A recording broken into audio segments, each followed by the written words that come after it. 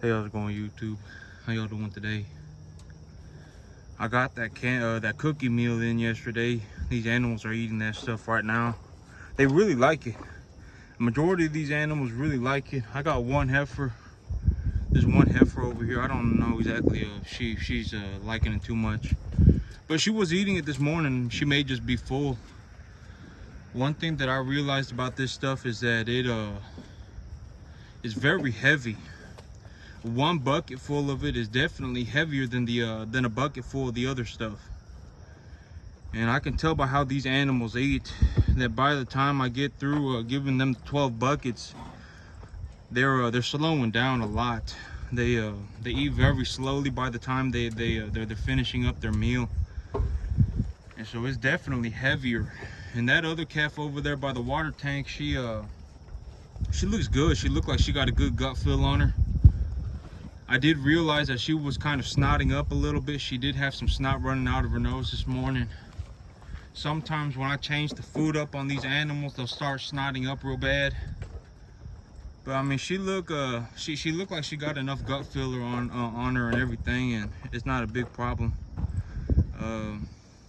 If she doesn't eat really well for the next 2-3 days, I'll take that more into consideration.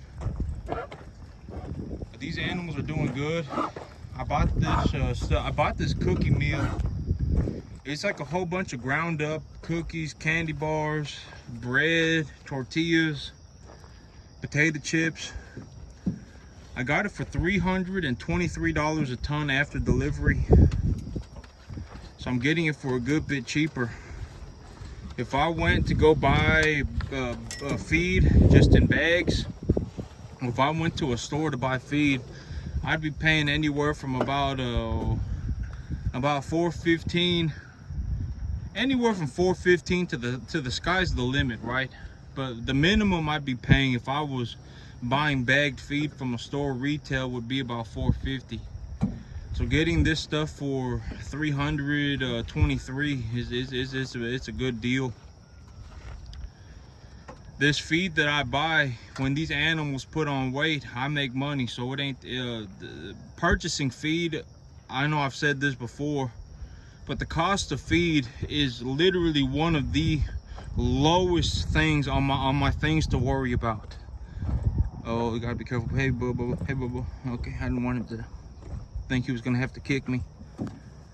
But the cost of feed is on the list of things that I worry about. Yeah, he's still kind of skittish around me. Yeah, I'm gonna leave him alone so he eats. But on the list of things that I worry about, the cost of feed is practically near the bottom. It's down there with the possibility of losing money. The possibility of losing money and the cost of feed, that is stuff that is just near the bottom of my things to worry about list.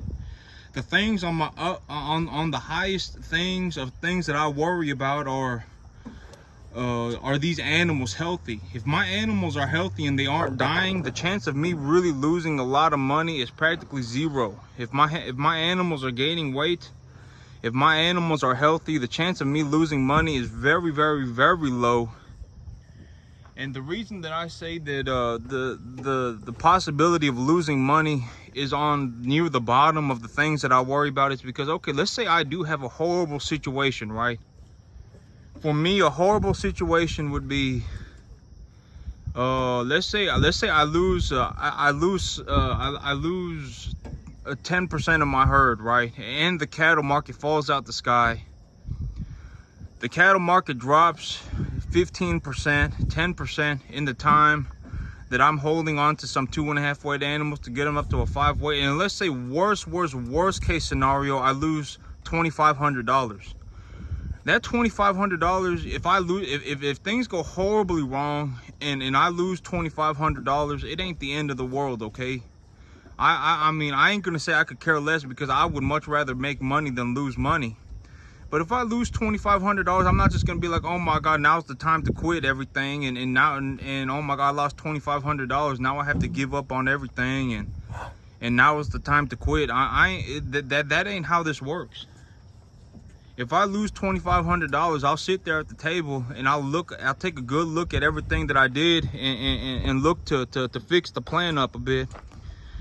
But I mean, the possibility of losing money for me, because the 2 to 3 months a year that I don't get to grow grass are going to be the hardest months for me.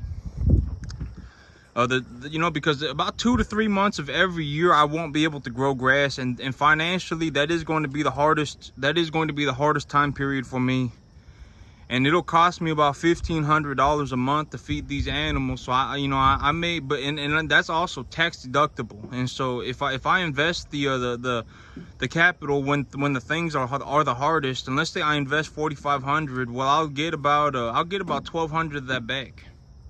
I'll get about a quarter of that back. And so the $1,000 a month that I have to invest when things get extremely difficult, it's not the end of the world. I mean, I'll just do it, right? It's better than watching my animals go hungry. And so none of these problems are like catastrophic, bankrupt my farm type deals. If I lose $1,000, or if I have to invest $1,000, if I have to invest $1,200, if I have to invest $1,100, it don't matter to me really, as long as I keep making money. Because let's say I play out the worst case scenario in my head, right? Oh my God, I lost $2,500. Oh my God, that is so bad. That's horrible. That's how a lot of people think. Oh my God, I could lose money. I could lose $2,500. I can't do this. It's time to quit my dream. This, that. And they go down this death loop. But realistically, if I'm going to consider the worst case scenario, I should also consider the best case scenario. What if I make 70 grand? What if I make 70 grand and I pull a 25,000 net profit? Because if I grow 70 grand here and I can net 25,000 of that as net profit in my pocket, and I get tax write-offs, I'm doing extremely well for myself. I've turned let's say it does cost me, let's say it even costs me $10,000 a year to run this business, right? But if I make 25,000 off that 10 grand, does that 10 grand really matter? It doesn't really matter. I mean, I'm more focused on making the 25 grand than I am losing $2,500 or investing and the possibility of me investing $10,000 is almost zero, other than buying cattle. But in terms of buying feed and planting grass and stuff like that, the possibility of me investing 10 grand into this farm is almost zero. Over the last year, I've invested about $1,000 in terms of raising these animals. It's cost me about $1,000, maybe $1,500. So if I would have to spend tenfold the money that I spent last year raising these animals. I would have to spend tenfold that capital, and that would be extremely difficult. I don't even know. I mean, that would take a monumental effort to spend 10 grand on raising stocker cattle. And so, if I was going to consider the worst case scenario, I should also consider the best case scenario. And the best case scenario is that I make money. This isn't me spending money. This is me making money. And so, I always take that into consideration. I don't just go down the death loop. Oh my God, if I lost $2,500, oh my God, that'd be horrible. Oh man, I would have to quit. Oh, this, that, everything. Oh, pity, woe is me, right? Pity party time. But realistically, if things went horrible one year and I lost $2,500, I would just suck it up and keep moving on. Because this whole farming thing, this is my dream, right? This has been my dream since I was a young man. If I hadn't done this for 15 years, if I hadn't been a crop guy for 15 years, there is zero way that I could have done this. And I ain't just gonna give up the last 15 years of effort over $2,500. But a lot of people, they give up the moment they hit something hard. Oh my God, it's time to think about the money. Oh my God, what about the money? The money. What if I lose $2,000? Oh my God, this is gonna cost me $1,000. Oh my God, this is gonna cost me $1,000. It's time to quit everything. Oh my God, everything gonna cost me $5 grand. It's time to quit. And they always thinking like that, and that's not good. Well, realistically, what does it matter if I make, let's say I make 15 grand, right? And if I lose $2,500, what does it really matter? It don't really matter. I've still netted a profit of $12,500. It ain't a big deal. And so, I sat down with myself and I thought about it yesterday, and I was like, you know what? if I do this and things go horribly wrong, there is a possibility that I could even lose $5,000. But even if I lost $5,000, it wouldn't be the reason that I quit.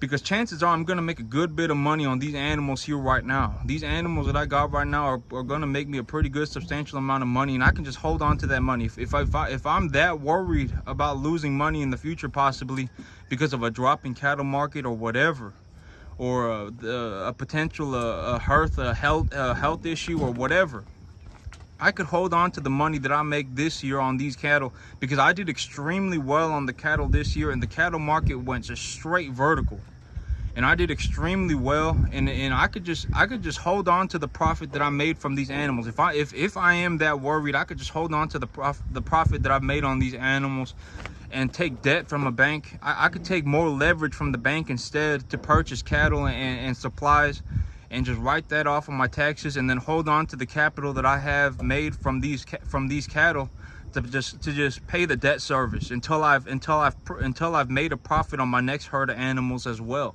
and then I could just keep the thing rolling. But I ain't gonna give up because there's a possibility that I could lose $5,000, or there's a possibility that I could lose $2,000. Most of the hard stuff I've already gotten through. It was extremely difficult to get to this point. I mean, a lot of people, if they went out onto a field right now to grow a crop of grass, they would, I mean, they would lose their mind.